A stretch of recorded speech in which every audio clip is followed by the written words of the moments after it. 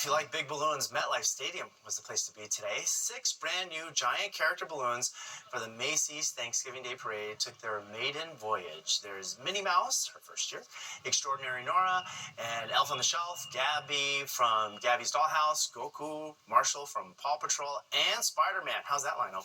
Hundreds of handlers were there getting firsthand experience during today's trial run. So today what we're doing is really debuting all of these balloons for everyone to see what's new and exciting in this year's parade. And we're also testing them to see how they fly in real weather conditions. That dog is cute. All right, Macy's Thanksgiving Day Parade starts at 8:30 a.m. on Thursday, November 28th. And also some special people will be there. Members of the WNBA champion New York Liberty will march in this year's parade. Their mascot and social media sensation, Ellie the Elephant, will also be there. Macy's says in a statement, quote, "With its renowned all-stars and Ellie, the Liberty are sure to bring championship energy to this year's parade.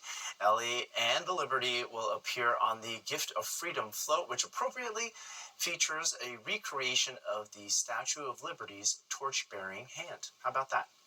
All right, time for our weather. Audrey Puente joins us now. Everything looks good.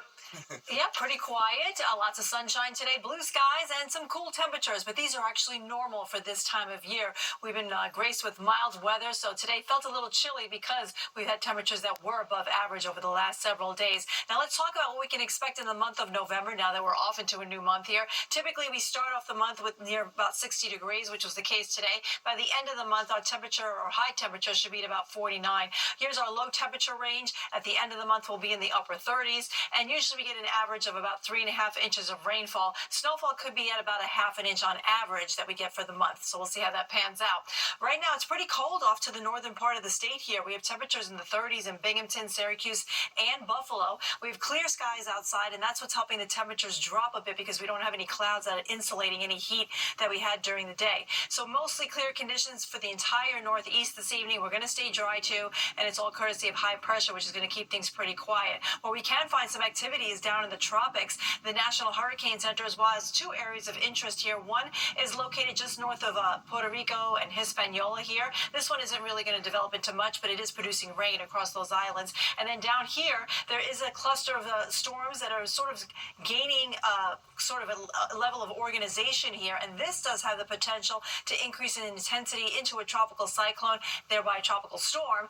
And it will get a name if it does so as we're watching over the next several days here. Now here we have subtropical storm Patty, which is sitting out in the Atlantic here. It is affecting the Azores, and it is moving in an east to northeast direction here, heading for Portugal and northern Spain over the next several days. So they will be experiencing some strong winds and some rainfall there as we go further on into the beginning of next week. In the meantime, back here at home, we are dry once again. High pressure is keeping things that way here in the Northeast. So we're expecting quiet conditions as we go into Sunday too. The difference between tomorrow as far as today, it'll be a little bit cooler tomorrow. Our highs will mostly be below normal, mostly in the middle 50s.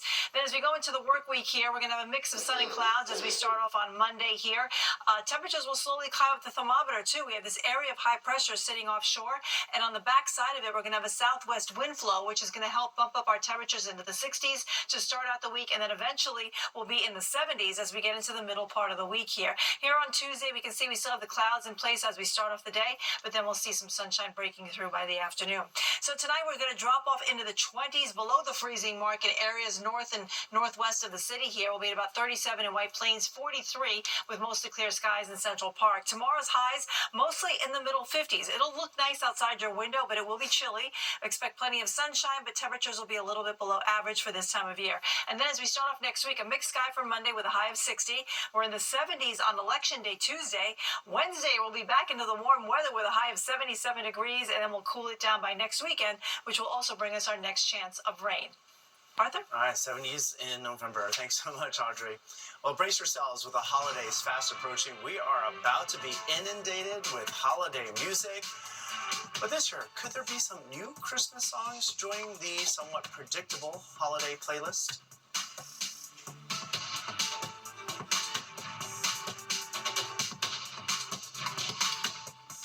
Days or less. Mariah Carey's All I Want for Christmas Is You. We all know the jingle because it dominates the charts every holiday season. But could the Queen of Christmas ever be dethroned? Fox 5's Jessica Formoso explains why so many artists are at least trying to break into this market. They call her the Queen of Christmas. Mariah Carey, she'll stick to it every year. It's on replay. I love that song. There is no denying All I Want for Christmas Is You is the song that keeps on giving. Released 30 years ago, yet it's ranked number one on the Billboard's greatest of all time holiday songs. What is it about Mariah Carey? She has one of those astonishing voices. That song has become sort of what we would think of as a modern day standard, where it has transcended the connection with her into just, wow, this is a great song. And then the fact that she sings it so amazingly well. Mariah Carey may not be around all year. Welcome aboard, Mariah. We are headed to the North Pole. Not yet. She will once again captivate us all. She starts to defrost. She's defrosting. Aside from it being a well-written song, streaming has helped All I Want for Christmas Is You climb up to the top of the charts. The fact that Mariah Carey's song is pervasive every Christmas means that there's a new generation of people that are going to always have affinity for that song, and they put it on their playlist, they put it on the streams, then somebody else hears it, and it just perpetuates. The question is there room for another Christmas queen? Artists like Ariana Grande, Jennifer Hudson have come out with Christmas songs. Santa, tell me if you're really there. Yet they don't have as much success. For something like that, it has to be something that's a little outside of the formula. That's what makes it interesting. You can't just do, I'm going to do it like Mariah. No, you're not. Which means one thing. Mariah Carey it is this holiday season, unless... It seems that Taylor Swift's popularity and success knows no bounds. I'm sort of surprised she hasn't put one out, but I'm sure if she put pen to paper, there'd be a lot of people that would love a Taylor Swift Christmas album. On the Upper East Side, I'm Jessica Formoso, Fox 5 News. Our producer might disagree with that. Well, coming up in sports, just days after losing the World Series, the Yankees roster is already undergoing some major changes. Let's see what Cole does.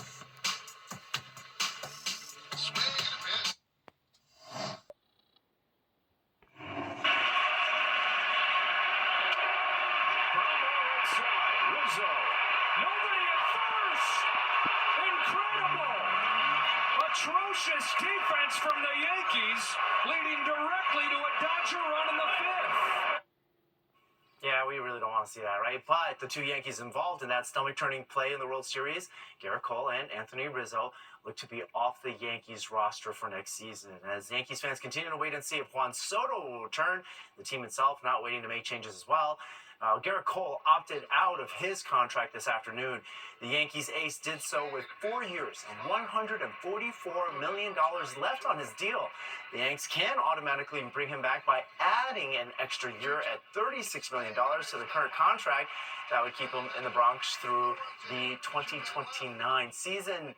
They have until midnight tomorrow evening to make that decision. Many believe the Yanks will add the year, but Cole's health could give them cause for concern. He did not make his 2024 debut until mid-June due to nerve irritation in his throwing elbow. Meanwhile, the Yanks declined first baseman Anthony Rizzo's $17.5 million option for next year, deciding instead to pay him $6 million to walk, a buyout. Rizzo now enters the free agent market. The 35-year-old posted his worst offensive numbers of his career this season. He also missed 2 months after fracturing his forearm. Following the World Series loss on Monday, Rizzo reflected on his time in pinstripes. How close you have to come together as one, as a brotherhood to get to this point. So, wear this jersey is something special that I wish every baseball player gets to feel because it's a different feeling wearing this jersey. I love every second. Going across the Queens. Also tonight, Mets starter Sean Manaea has also declined his $13.5 million option and becomes a free agent tonight. Manaea signed with the Mets last January and became their most reliable pitcher. He won 2 of his 4 postseason starts, unfortunately. His one loss came in Game 6 of the NLCS as the Mets were eliminated by, the LA Dodgers. The Giants host the division-leading Washington Commanders tomorrow. The last time these two teams met was earlier in the season down in Washington, a game the Giants lost despite dominating on the field.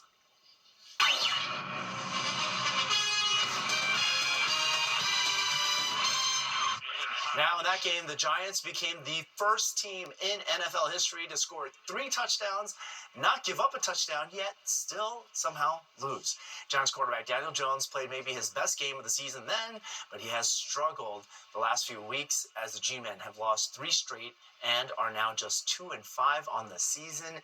Usually, home field would be a welcome sight for a struggling team, but Jones has heard nothing but boos from the home crowd this season as MetLife Stadium has become his personal house of horrors.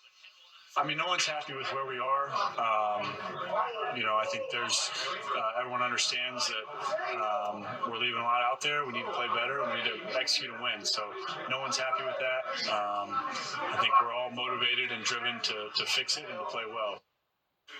Audrey's got a final check of our weather. Hi, Audrey. Hi there. Looks like it'll be a frosty night for parts of the tri-state area, so be aware of that. There's a frost advisory for the counties I just showed in blue here. Temperatures will be dropping below the freezing mark up to the north here, like in Monticello and Sussex, as well as over towards Poughkeepsie. That'll give a cool start to the day tomorrow for the marathon. Good for the runners. Temperature will be about 43 degrees at the start, or at least early in the start. And it looks like by the noontime hour will be at 50, 54 by 4 p.m. It'll have light winds, too. Tomorrow's highs mostly in the mid-50s, a little cooler than today, but then we have a warm-up coming in by the middle part of the week. Arthur? All right, thanks so much, Audrey. Well, let's end on trees. Some fans from around the world are making their way to a small town in Massachusetts to see the Norway spruce that will soon be the Rockefeller Christmas tree. Workers are currently getting ready to get a harness for the 140-mile journey to New York City. The tree weighs approximately 11 tons and was planted back in 1959. It begins its journey to Rockefeller Center on November 9th for its national lighting on December 4th. And that does it for us tonight. If you have missed any part of the 10 o'clock news, you can always catch an encore on our free streaming app, Fox Local. Just scan the QR code on your screen to download the free Fox Local app on your phone, where you can stream our newscasts anytime, anywhere. Have a great night, everybody. Be safe.